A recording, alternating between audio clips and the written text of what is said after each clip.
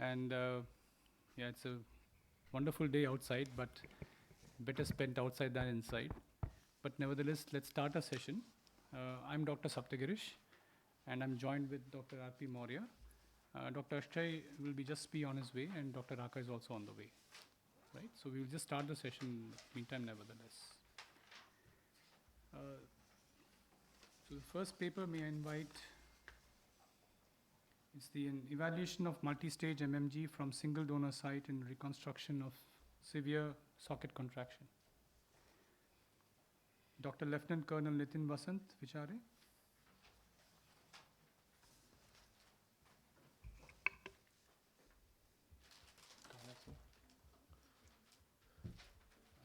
Before we begin, I just advise all of you just put your phones on mute if you can. Thank you.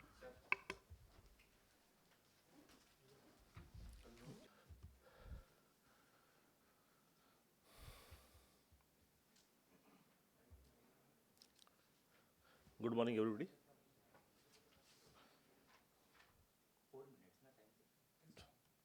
Yeah. Is it being shown? Excuse me? Display. Good morning, everybody. I will be presenting my experience with multi-stage mucous membrane grafting from single donor site for reconstruction of severe socket contraction. This poster or paper was presented with a view that we get cases of trauma, sometimes blast injuries, where patients are having undergone repeated surgical corrections, not from a trained oculoplasty surgeon. So they generally come with a inadequately retained ocular prosthesis, socket contractions, and other stages. Going for a grade 4 or grade 5 socket, earlier or what we generally go for the DFG. But DFG also has its own complications, and it's a very difficult surgery to master. So when we go for a perspective of a general ophthalmologist going for the socket reconstruction, what he is generally most comfortable is taking a mucous membrane grafting if he has some training in oculoplasty. Even the residents of our last year residents, we give some cases to them. So this thinking was there that when the grade 4 socket contraction is there, can we go for multi-stage mucous membrane grafting rather than trying to get the bullseye hitting in the first go? Can we go for a multi-stage surgery? Because with the cataract surgery and everybody is doing cataract and trying to attain 6x6 on first day, everybody is trying to attain the cosmetic correction of oculoplasty surgery on the first day only. So this was the thinking behind it, and since cosmesis is most important part of our daily life, we went ahead with this surgery. So basically the study was aimed to find out the feasibility of using mucous membrane grafting only for repair of severely socket contraction by harvesting MMG by multiple sites from single donor site. Why single donor site? Again, taking the mucosa from lip is more comfortable than taking it from the buccal mucosa or from the hard palate. So over a period of last 2 years to 3 years, I got 7 cases of severe socket contractions, and comprehensive evaluation was done regarding age, gender, ocular trauma, nature of trauma, duration from this initial event, and presence of any orbital implant is there or not. Excluded patients are where there is a infected socket who has undergone irradiated. Obviously, we did not get any case of, since we are having the old patients, and any patient who has undergone along with the previous surgery any maxillofacial reconstruction where the implants for the floor reconstruction as well as orbital rim reconstruction has been placed. So few cases, there is one was in grade, first photo is for grade 3 as per the Gopal Krishna criteria, other are grade 4. And there is one case who had undergone repeated surgical intervention, 2 or 3 things. Excuse me? Excuse me? So, surgical technique, as you all know, mucous membrane grafting was harvested from the lower lid, buccal, lower lid mucosa, and it was harvested. If required, amniotic membrane was also used to cover the raw area. So results where there was 7 cases. Grade 4 was the commonest, where there is a contraction of the all 4 fornices. One was grade 3, there was no horizontal shortening, and there was one case of blast injury with a enucleation done. We tried to go for the MMG, but it was grade 5. So mean age was 43. We are having old patients, and there was patients had a duration of about, mean duration was 3.2 years from the initial event. So dimensions of MMG, maximum dimensions we required was 28 millimeter horizontally and 14 millimeter vertically, and mean fornicel depth achieved post-operatively was there was 3.12 millimeter increase MMG. So what we are getting is basically after the repeated mucous membrane grafting, grade 3 and grade 4, you get an adequate inferior fornicel depth to achieve adequate retention of prosthesis. Customized prosthesis is required. Grade 5, as I have shown, we tried, but it could not. It was of no avail. So we went for the removal of the lacrimal gland, closure, and spectacle-mounted prosthesis. So my conclusion of these few cases and self experience is that simple technique of MMG, if there is a grade 3 and grade 4, even if he has undergone previous surgery, rather than going for the DFG, if you are not very comfortable or you are not very doing it, as a general ophthalmologist also, you can go for the mucous membrane grafting. You can tell the patients that 4 or 5 surgeries are required. At least 2 to 3 surgical interventions with mucous membrane grafting, you get a adequate inferior fornicel depth to retain the prosthesis. Doctor, your time is up actually. Thank you. Just a short question. Is there any questions from the audience? Doctor, how did you manage the volume? Because most of the ones I showed that we check for the had volume also if there is a volume deficit. First, in the initial stage of mucous membrane grafting, we do the implant. My choice of implant is Mule's PMA ball implant. So volume replacement is done at the first stage of mucous membrane grafting. If the fornicel depth, if it is inadequate, the second and third mucous membrane grafting will go for the fornicel depth. So volume replacement will be done. And in the how first. long has been your follow-up actually on these Follow-up patients? is more than 2 years for And all these cases. None of them had extrusions? No, a Mule's implant with adequate size, I never had any extrusion. Okay. Thank you. Thank you. May I call on the second talk of the day, that is orbital metastasis as a primary clinical manifestation of thyroid carcinoma, a case report.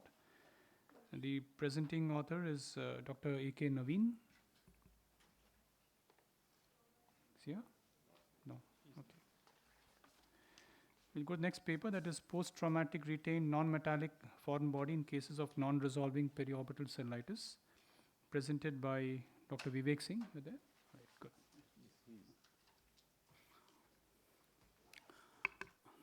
Good morning, everyone. Today, my presentation is on topic post-traumatic retained non-metallic foreign body in cases of non-resolving orbital cellulitis.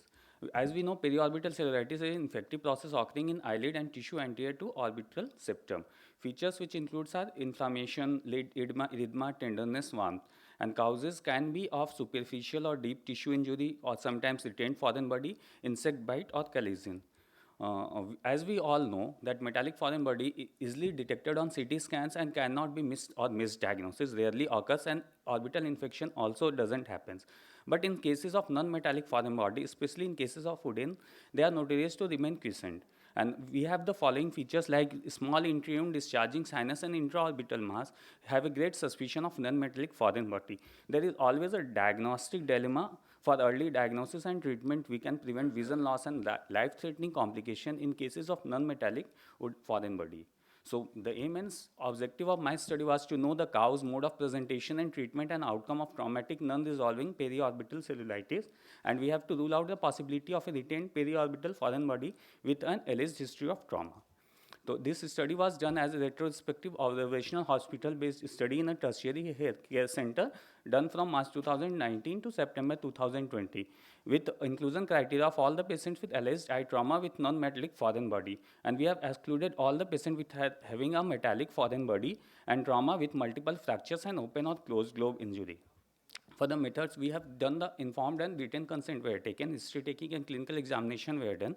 The patient diagnosis was made with imagings and managed conservative empirically, then followed by surgical exploration and removal of foreign body, and follow-up was done on 37 days, 2 weeks, 1 month, and 3 months. These are various clinical presentation of foreign bodies. We found that they are having sometimes presented with glass pieces, long wooden stick, stone chips, and multiple wooden foreign bodies is also found, and wooden thorn. Total patients involved were 14. They are involved within a day to 6 months, and age ranges from 6 years to 45 years. And their clinical present with varied clinical presentation like discharging sinuses, painful localized swelling, orbital cellulitis. With various foreign body we found were wooden stick, stone chips, and glasses, which out of 14 we have 4 patients with culture positive and 10 were culture negative. Finally, we got a scarring as a complication, and we have my point is here to emphasize that we have varied clinical presentation like painful localized swelling, discharging sinus, and orbital cellulitis in cases of non-metallic foreign body, and we have got different types of foreign body like wooden material, chip stone, and glasses. The topic of discussion in my point is that most of the metallic foreign bodies remain quiescent for long period of time without causing any problem. But organic foreign bodies like wood have a much higher incidence of potentially site-threatening and life-threatening complications, and detection of non-metallic foreign body is quite challenging sometimes. And delayed onset orbital granuloma, cellulitis, discharging sinus, and are highly suspicious of missed or retained intraocular foreign body. So we can rule out this non-metallic foreign body even on radiologically diagnostic challenge, and due to their varied appearance and nature and porosity. Like in ultrasonography, sometimes wooden foreign body cannot be detected due to interference of glasses. Even on CT scan, non-metallic foreign body may be mistaken for air and fat and may be misdiagnosis. And sometimes we require to do MRI scan after a negative CT scan to rule out any suspected wooden foreign body.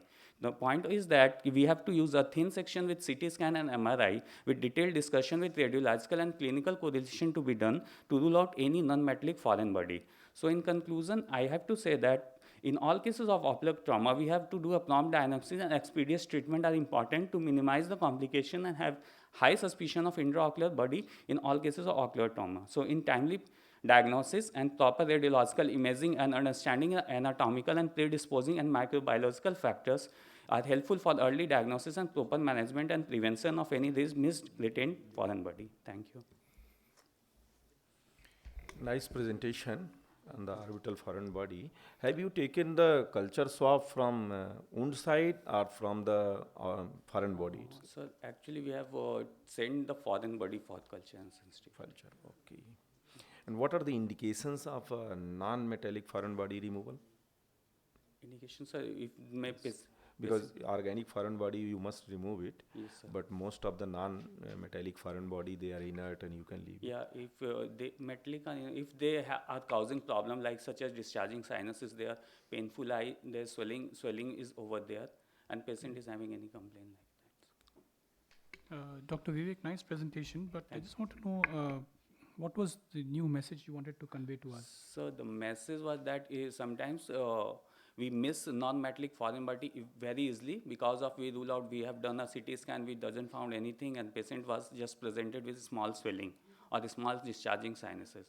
So the impact which I am telling that if we have such presentation, we should not leave it as such. We have to explore and having a small thin cut sections, and we can also talk to our radiologist for again a re-evaluation of the scans, so that even a small non-metallic foreign body which causes later some fibrosis or problem with the patient, that can be ruled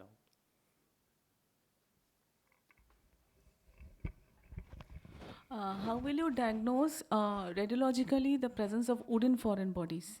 Ma'am, we have done first we have to do a CT scan to rule out any metallic foreign body. Then we can use MRI scan with small sections also to diagnose any wooden foreign body is there or not. We have diagnosed 3 cases. They were presented with discharging sinus, and one patient was with just a swelling over the lower lid. And that was missed outside for 2 or 3 times because they have done CT scan also done and MRI was also done there. But in our colleges, we have asked, we have discussed with radiological people how to do this, and they will say you have to do a thin sections. And by the way, we got it. What is the minimum detectable size of the foreign body in CT scan? In CT scan, so For glass and for So it's enough. depend upon the how much slices we have taken. We have advised, they have advised us to take a 1 mm slices of CT scan so that it can be detected. We cannot miss with even a smaller particle. Minimum size is 0.3 mm for the Okay, metal and 0.5 for non-metal like glass. Okay, Thank you, Dr. Vivek. thank you. Our next topic would actually be clinical profile and treatment outcomes of ocular cysticercosis in a tertiary eye care center. The presenter is Dr. R.P. Maurya, but since he's in the panel of the chairpersons, he would not be presenting. May I call on the next speaker, Dr. Niranjan Karthik.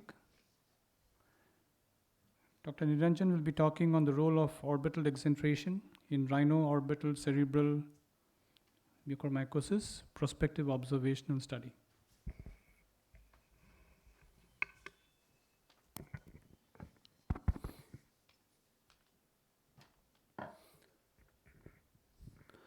Good morning, respected judges and one and all here.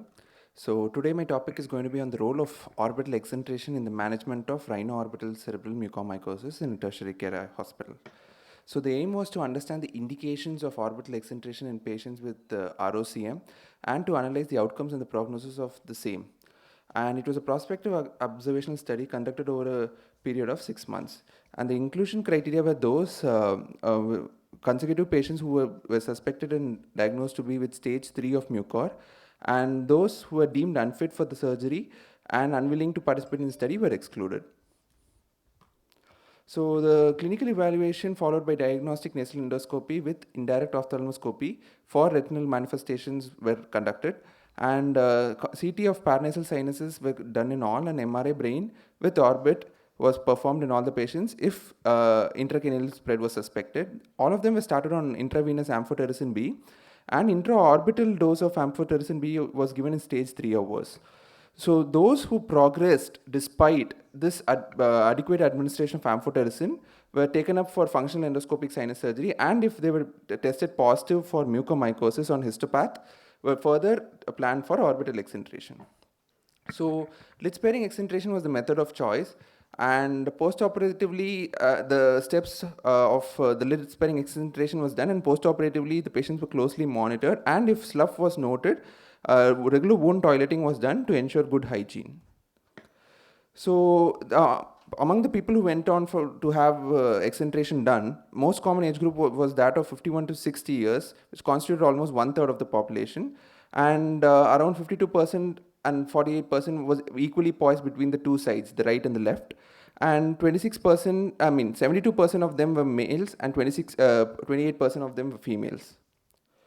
So 12 patients, that is almost 1/3, were negative or didn't have a history of being tested for COVID, and only 1 out of them, out of the 36, were tested to be non-diabetic, were noted to be non-diabetic. And 8% of them were planned for repeat FES procedure with orbital excentration in a single sitting because they had multiple comorbidities which precluded them from having multiple episodes of anesthesia. All of them, all 100% of them had sinonasal involvement, and lastly 9% of them had even cavernous sinus involvement on imaging, and 5% had orbital apex syndrome. So on histopathological examination, surprisingly 5%, that is 2 of them were tested negative for mucormycosis, and 89% of them had good healing of socket, while 11% of them required 2 or more sittings of slumpectomy. And lastly, 53% of them were stable and discharged, while remaining 17 took a longer duration. So moving on to discussion, there were several studies, but none of them at that time had been published regarding management in the background of COVID. So here are a few studies which showed very much of a correlation to our study that was conducted in our center. And surprisingly, the 12% of the patients who did not have COVID being tested positive, probably they could have had an asymptomatic infection gone unnoticed.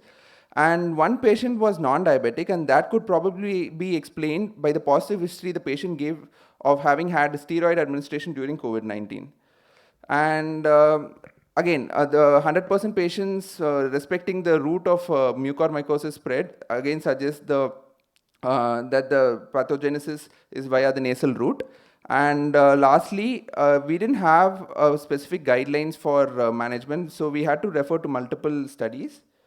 And yeah, so I would like to conclude by saying that advanced stage of mucormycosis has a very rapidly worsening course, and excenteration, though mutilating, can be life-saving. Thank you.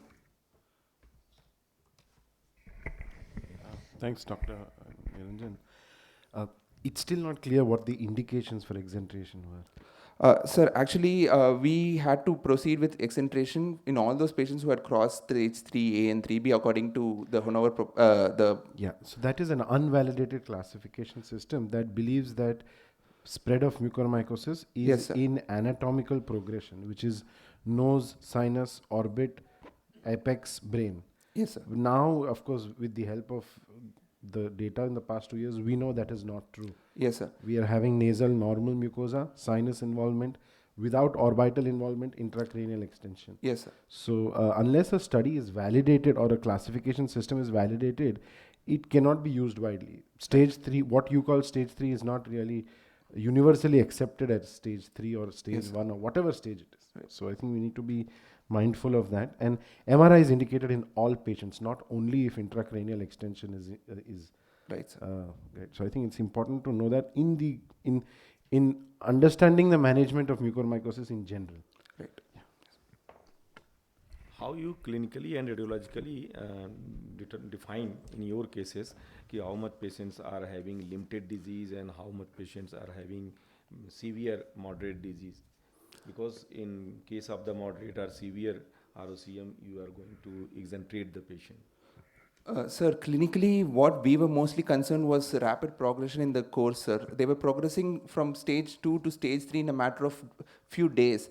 And once they had lost useful vision in the eye, when they had progressed to stage 3, that's when we were, and some of them, like I had mentioned, ended up having cavernous sinus involvement as well. So in those cases, that was our clinical parameter to assess the progression of the disease, sir. And radiologically, we performed MRI in order to look for any intracranial spread, or in the same patient to ensure or to establish the fact that they had progressed in stage clinically after observing clinical progression. By establishing the same using radiology, we planned the patient for exenteration, sir. Doctor, Yes, you said that 2 of your cases were mucor negative. Yes, ma'am. Yes, how did you counsel the patient then after such an Yes, ma'am. extensive surgery? So, regarding that, actually, pre-operatively, we had counseled the patient saying that the progression of the disease was quite rapid. Especially those 2 patients, I still remember, they had such extensive proptosis that they were the ones who were asking us for exenteration to be done. That was their symptomatic status. And when we were trying to establish the histopathological evidence, that was very difficult for us if not for exenteration, because we were not getting positive specimens on FES. So after the procedure of exenteration, it wasn't difficult for us because they were symptomatically much better. And explaining that was positive. What we could make out was the specimen was probably the samples were taken much more anteriorly, and the disease could have been more of a posterior component, which could have been missed in the histopathological examination, is what we attribute the missing of those 2 cases, ma'am. Actually, indication of exenteration is individualized. Yes, sir. And it depends on the aggressiveness of the disease and how the patient respond to antifungal chemotherapy, and these are the factors. Yes, sir. Thank you, sir. Thank you, Dr. Niranjan. Thank you. To the audience, I'd just like to introduce Dr. Raka and Dr. Akshay, who just joined us for this session. And also they'll be part of the chairpersons. May I call upon Dr. Shivani Patnaik? Dr. Shivani will be talking on periocular necrotizing fasciitis, a review of 3 cases.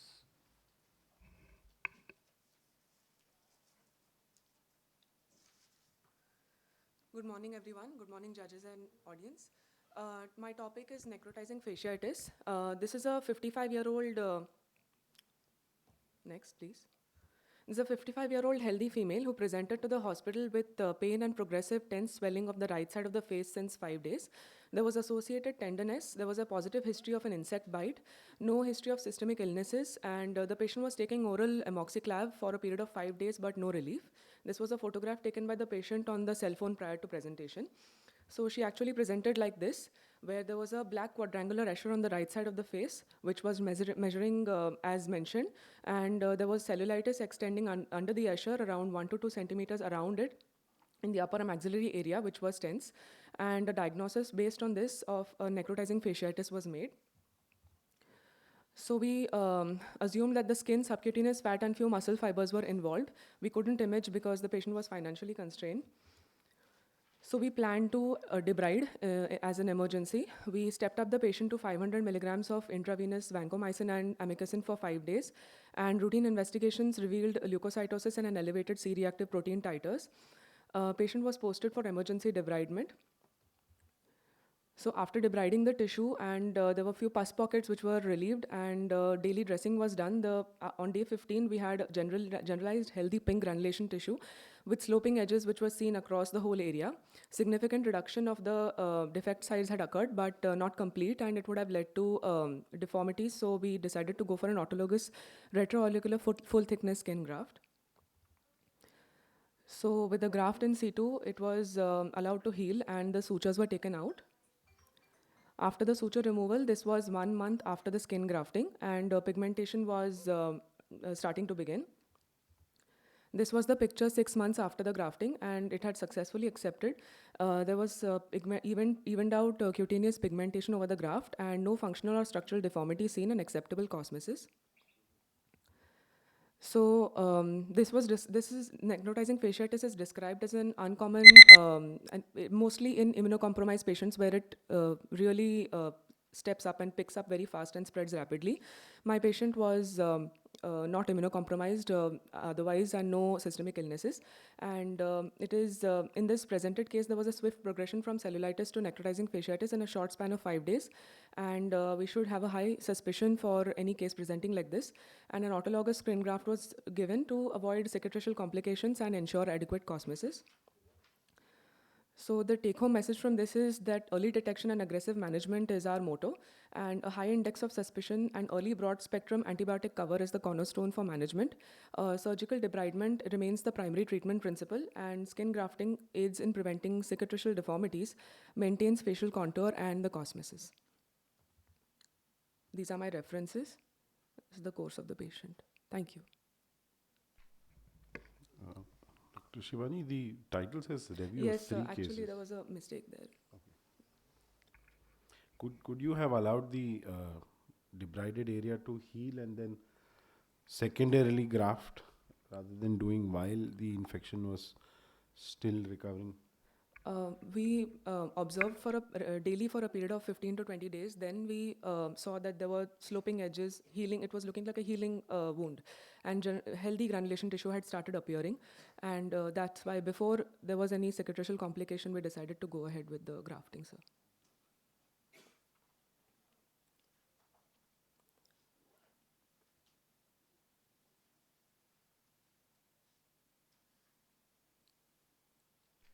Any questions from the audience? There's nothing, I think. Thank you very much. Thank you, sir. Thank you. We'll go on to the next speaker. This is Dr. Lokia Batula. Dr. Lokia will be talking on histopathological features of post-COVID mucormycosis patients who underwent surgery.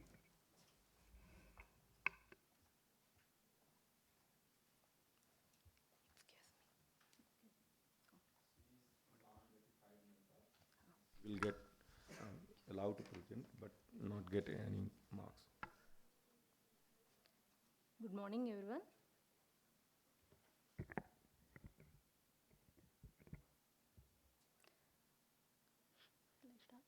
Good morning, everyone. I'm Dr. Lokia from Andhra Medical College, Visakhapatnam.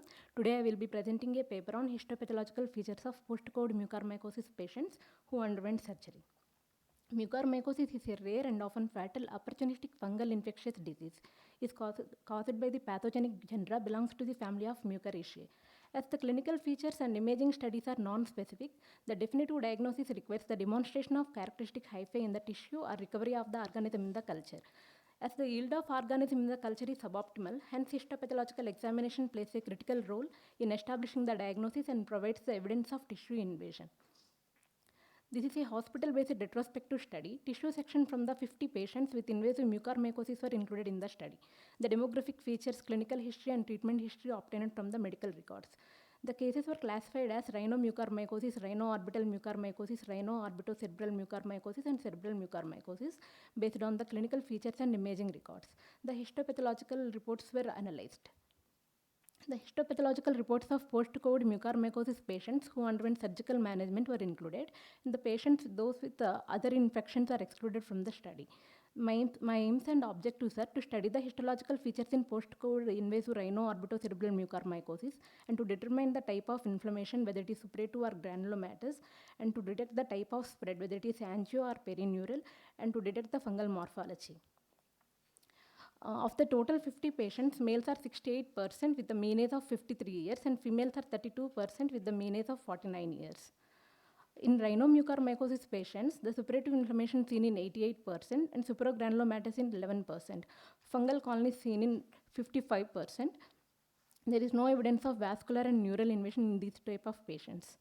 In rhino-orbital mucormycosis patients, the inflammation is suppurative with predominance of neutrophils in 50% and supragranulomatous with predominance of neutrophils, lymphocytes, and foreign body giant cells in 50%. Vascular invasion seen in 76%, mixed vascular and neural invasion in 15%. Periocular tissue invasion in 57%. Necrosis and ulceration seen in all the samples. Mucorfungal colonies seen in 92%.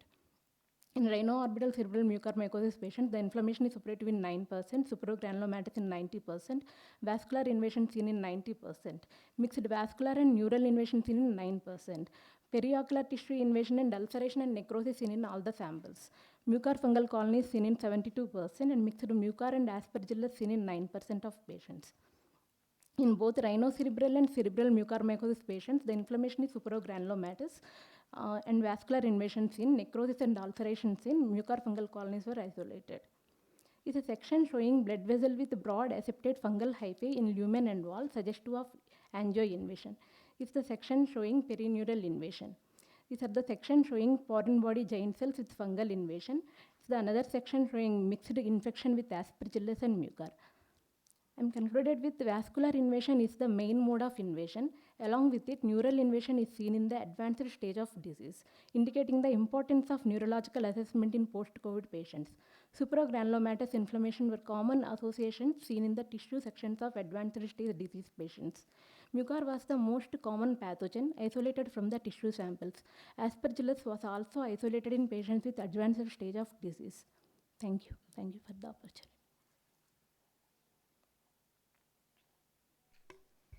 Thank you, Dr. Lokia.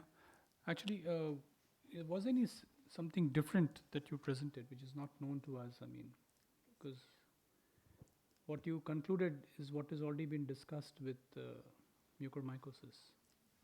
Is there anything else new that you want to tell us? Neurological examination is necessary for all the patients who are presented with invasive rhinomucormycosis. Okay, fine. Another thing, Doctor, it's easy to present little pictures and some slides because there's so much of data that you just mentioned to us. It's very difficult to read through the slides as you're talking. So perhaps you could put some graphs or some bar charts or something, so it'll make it presentable. Nevertheless, nice presentation. Thank you, sir. Thank you. Is Dr. Shalini Shah there? Dr. Shalini Shah? No. Dr. Manoj Kumar Fulari? Right. Dr. Manoj Kumar Fulari is going to talk about inflammatory markers in predicting severity of ocular manifestation in COVID-associated ROCM. Good morning, respected judges and all the members here. The authors of this study have no financial disclosure or conflicts of interest with the presented material in this presentation. And coming to the introduction, during the pandemic of COVID-19 SARS infection, India has experienced a surge of dreadful fungal infection, rhinoorbital cerebral mucormycosis. And mucor is a saprophyte of order Mucorales, and mucormycosis is an acute and often fatal opportunistic infection. This COVID-19 infection is also known to cause a cytokine storm, causing an increase in inflammatory markers such as C-reactive protein, serum ferritin, lactate dehydrogenase, interleukin-6, and high serum ferritin levels have been proved to facilitate this fungal thriving. Various contributing factors have been put forward to this sudden surge, like deranged blood sugars, use of systemic steroids and immunomodulators, oxygen therapy during hospitalization, and use of damp, unclean masks. However, it was found in few patients with normally to mild elevated blood sugars, short duration of steroid use, and no history of hospitalization were also getting affected. Mucormycosis leading to clinical morbidity and mortality via angioinvasion and thromboembolism, resulting in irreversible tissue necrosis. So this prompted us to study the role of raised inflammatory markers in COVID-associated mucormycosis in facilitating this infection, and to assess the severity and extent of ocular manifestations in COVID-associated mucormycosis, which help in detecting the fetal mucormycosis at its initial stages. So the purpose is to correlate the levels of inflammatory markers with the severity or extent of ocular manifestation in COVID-associated mucormycosis. So this is a prospective correlative study conducted at a tertiary COVID-19 hospital between May 2021 and July 2021, where 77 patients with COVID-associated mucormycosis were subjected to detailed medical history, general and systemic examination, complete ocular examination, assessing the vision, periocular fullness, eyelids, orbit, pupillary reaction, and ocular motility. Inflammatory markers like C-reactive protein, lactate dehydrogenase, ferritin, and IL-6 were noted, and then categorized them into mild, moderate, and severe based on the ocular examination correlating with the inflammatory markers. Severity of ocular involvement due to COVID-associated mucormycosis were graded as follows: mild, the periocular fullness, visual acuity more than 4/60, and brisk pupils. Moderate cases were taken under visual acuity less than 3/60 with or without pupillary involvement, with or without mild to moderate ptosis, with or without proptosis, and with or without incomplete ophthalmoplegia. Whereas in severe cases, visual acuity with no perception of light, pupil dilated and fixed, severe ptosis, proptosis, CNS involvement, total ophthalmoplegia, and bilateral involvement. So results were a total of 77, out of those total 77 patients, 49 were males and 28 were females with a male preponderance, and out of 77 patients, 26 had mild, 24 were moderate, and 27 were severe. So those mean values of inflammatory markers were less in mild compared to the moderate and severe cases. So coming to the discussion by Martin et al., it's demonstrated high levels of serum ferritin levels in patients of invasive mucormycosis post-transplant, significantly elevated compared to the control group. And there's another study by Nitya Godanti et al. In her study on role of COVID-19 inflammatory markers in rhinoorbital cerebral mucosis. It's the role of inflammatory markers seem to be limited to modulate the severity and extent of the disease and its morbidity. So the last study was, in a study, the triggering mucormycosis in a susceptible patient, a new phenomenon in the developing world, concluded that early diagnosis and treatment are essential to prevent the further end organ damage. So the conclusion was this prospective correlative suggests that the inflammatory markers as like a predictor of severity or extent of ocular manifestation, which help in recognizing the disease at its earlier stage and halting its progression by early intervention. And these are my references. Sorry. Thank you.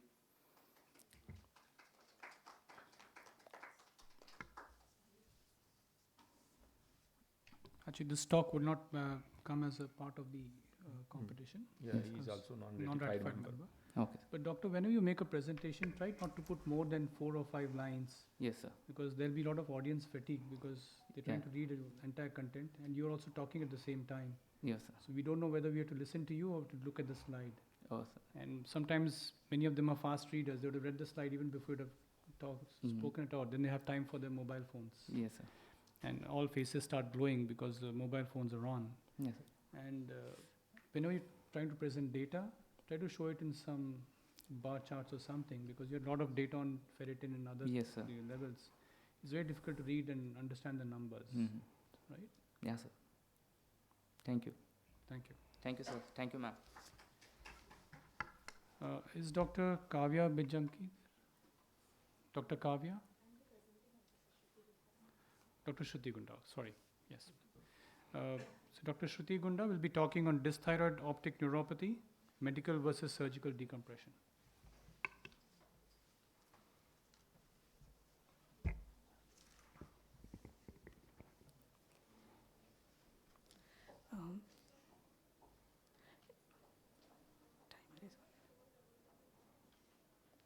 A very good morning, everyone. I'm Shruti Gunda, Oculoplasty and Ocular Oncology Fellow at LV Prasad Eye Institute. And the topic for my presentation is dysthyroid optic neuropathy, medical versus surgical decompression. Overall prevalence of Graves' disease is 13.9 per 1 million population, out of which 50% will develop TED either after, during, or before the treatment. Out of which 3 to 7% will develop dysthyroid optic neuropathy. Even an in-house study showed similar incidence at presentation. Usually it is more common in females with a 5:1 predominance, yet severe cases are more common in males, and even usually presents in active phase of TED. And the pathophysiology of TED is either inflammatory, compressive mechanism, or stretch optic neuropathy. If you compare the myopathic phenotype and adipogenic phenotype,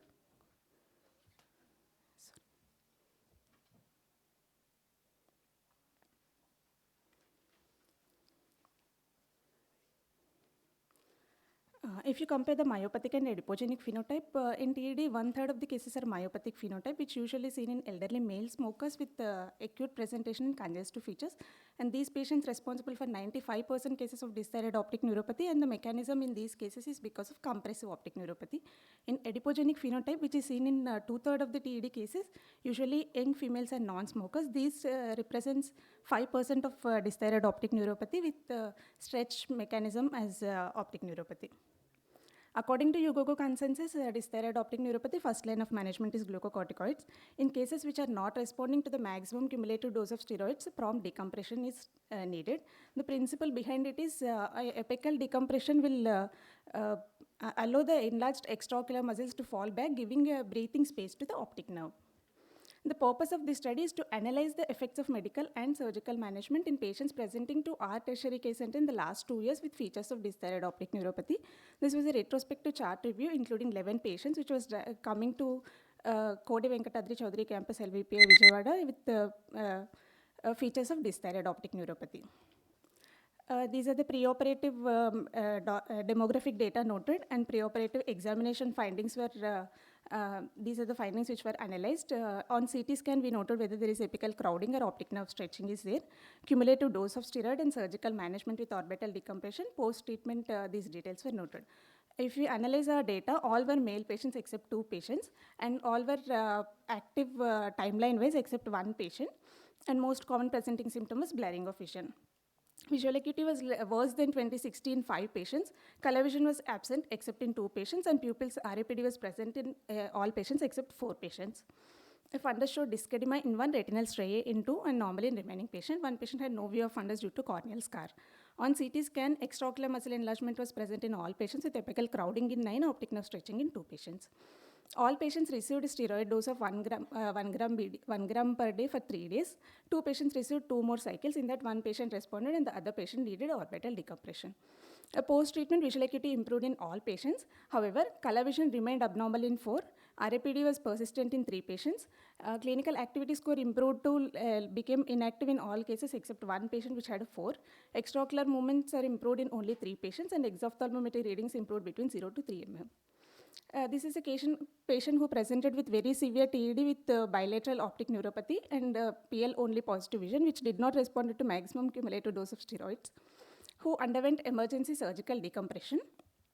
And after decompression, his vision improved significantly in left eye 20/20, clinical activity score. Other findings like exophthalmometry readings and proptosis also reduced.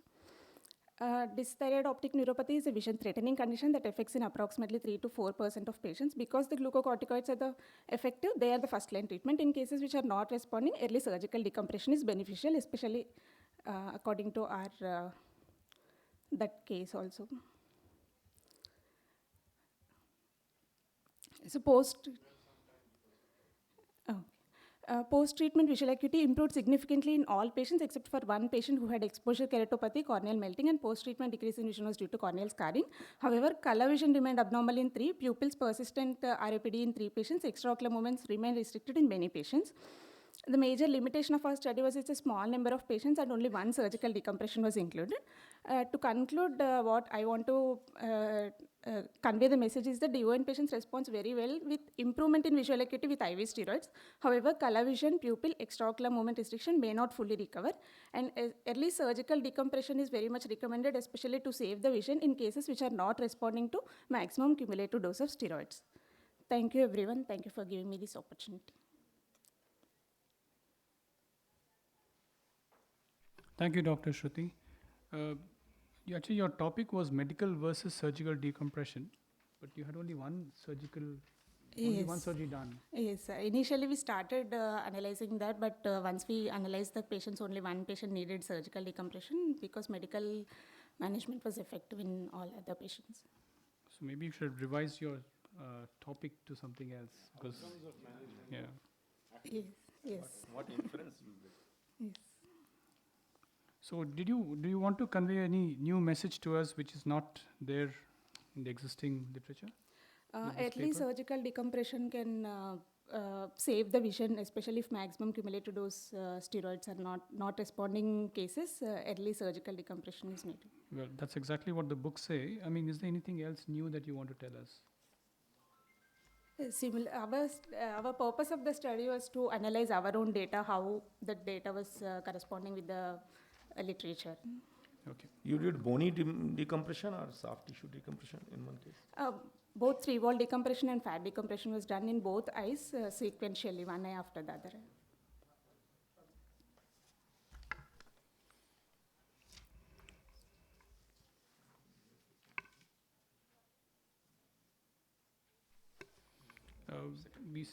Thank you very much, Dr. Shruti. Thank you. Thank you. We missed some people, is it? Dr. Naveen is there? No. Dr. Shalin Shah? No.